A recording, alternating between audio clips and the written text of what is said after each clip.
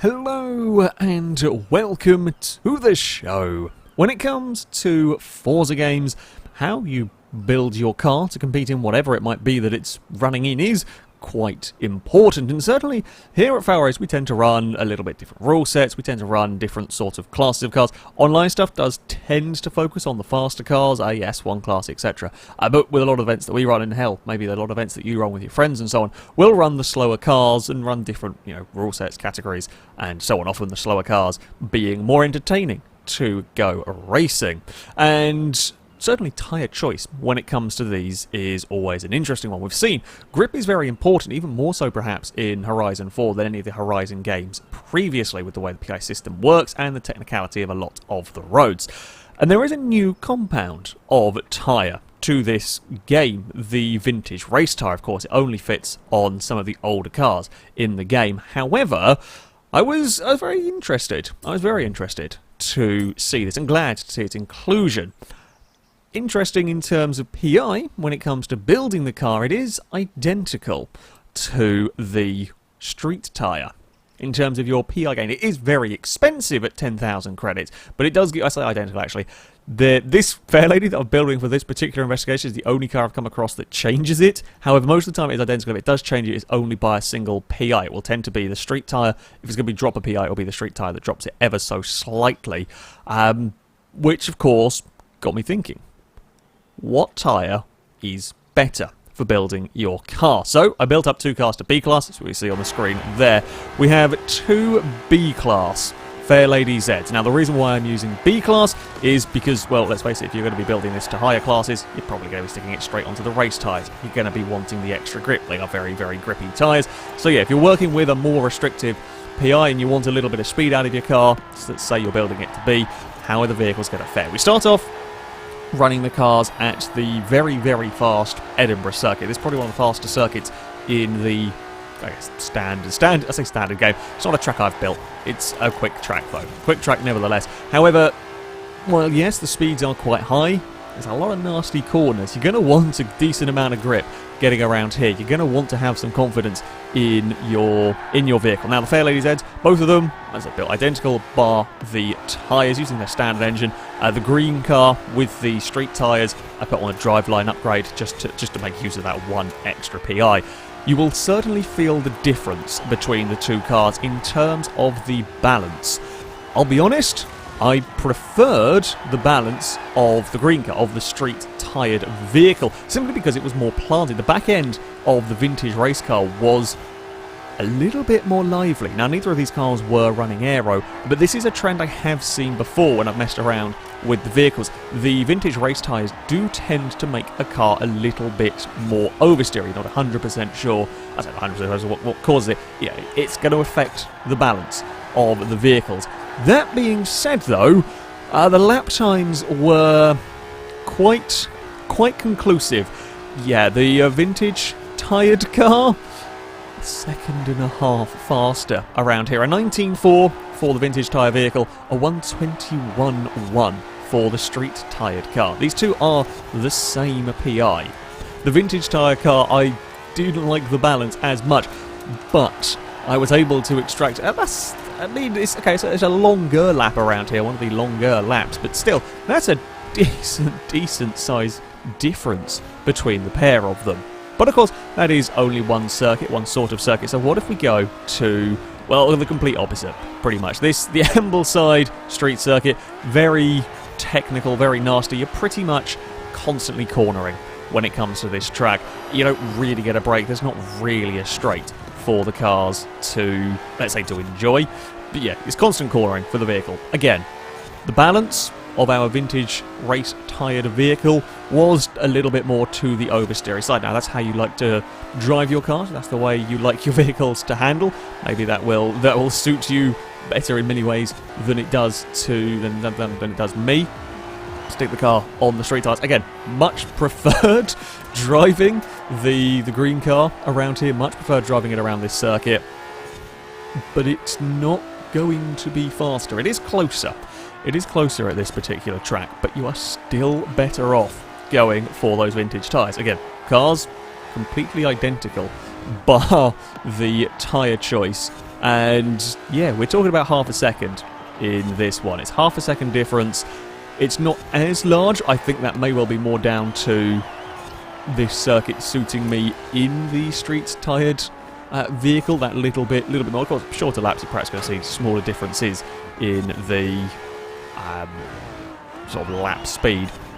Still half a second difference. So, 2 for 2, very, very different circuits, and you're going to be wanting to have the vintage race tyres. Next thing that got me thinking was off-road. Now, yes, if you are building a car to go off-road, you're not going to be choosing either of these tyre compounds. Of course, you're going to be running rally tyres. They are much, much faster. But if for whatever reason you need a car that's not using rally tyres, is there any particular advantage? Because these are, I guess, very, very different sorts of tyres. I don't quite know what goes into the makeup of the vintage tyres over the street tyres, but either way, they are very, very different sorts of tyres. So was one going to have any particular advantage or disadvantage when it came to... I mean, this is racing on gravel. There are different circuits. I'm using this particular one because it is one of the few pure off-road stages. Neither car liked it out here. Neither car liked it out here whatsoever. They slipped, they slid around. Nobody really got any traction going. In fact, the AI were way faster than me. I didn't really have to wait very long because the AI were lapping a couple of seconds quicker than me around here. I presume the AI upgrade their cars or tweak their cars to suit the terrain they're running on. Yeah, neither of these tyres were particularly good out on the dirt. And in terms of lap times, very little in it. Very little in it whatsoever. It would be a tenth of a second in favour of the street tyres, but I mean a tenth of a second is not very much whatsoever. 49.3, in fact it's exactly a tenth, 49.3 to a 49.4. Yeah, there's little to pick between it. So you're on tarmac, you're going to be wanting the vintage tyres, most definitely, and quite a big difference in places. You're off-road, doesn't matter, they're both going to be acting pretty similarly. This kind of got me thinking. So the vintage tyres proved to be pretty bloody good, but what happens if we go up to a class higher, up to A class here? Because, well, in A class, chances are you're going to be using better compound of tyres anyway. Now, depending on the circuit you go, I would certainly say you'll go race tyres if you're likely to be tackling any sort of twisty circuits. But if you want a little bit more speed, you could get away with potentially running the sort of sport tyres, which is why I come to this faster circuit, built in A-class, and listen, now, to keep it fair between the two builds, I have swapped the engine to a V8, because on the vintage tyres, the normal engine doesn't actually get to the top of A-class. For some reason, the V8 in our sport-tyred car is making a very funny sound. Kind of sounds a bit like a dirt bike. I'm not sure what I've done to it to make it sound like that. However, yeah, it sounds peculiar. Either way, built to the top of A-class with the sport tyres, we get about 450-ish horsepower, 2,000 pounds in the sport-tyred car.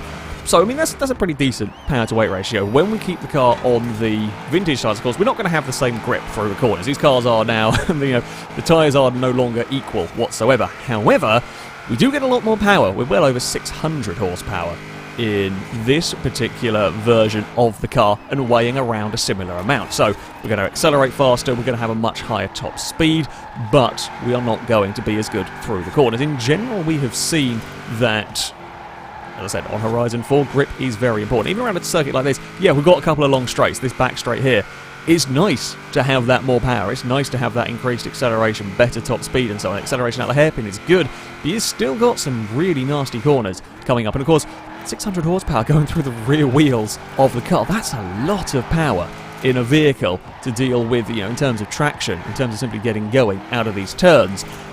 But the vintage tyres really surprised me. The vintage tyres really surprised me. They actually went a tenth of a second faster. It's close. It's very close again. That's not the result I was expecting. Not the result I was expecting whatsoever. Of course, if we were to take this car to a more technical layout, we go to the Ambleside circuit, for example, the sport tyres are going to win because they have got more grip. They are better through the corners, but I was really surprised to see the vintage tyres actually being able to compete at what is a faster circuit, but still, it's a sensible circuit. It's not a straight line speed, not a drag race test there. Still some nasty corners. The vintage tyres held on very, very well. Very well indeed. As I said, far, far better than I expected. start going up to S1 class, of course, you're going to be running that car on race tyres. You're going to have the PI to do it without any real issues. And if you are running on technical circuits, sure, for at higher classes, you're probably going to want the sport tyres.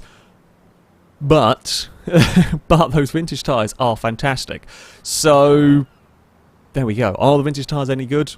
Very, very much so. I would highly recommend them. If you're building a lower PI vehicle, that is definitely the way to go. In fact, it's something to consider, maybe choosing a vehicle specifically so you can get them, rather than going for a car that's stuck on street tyres.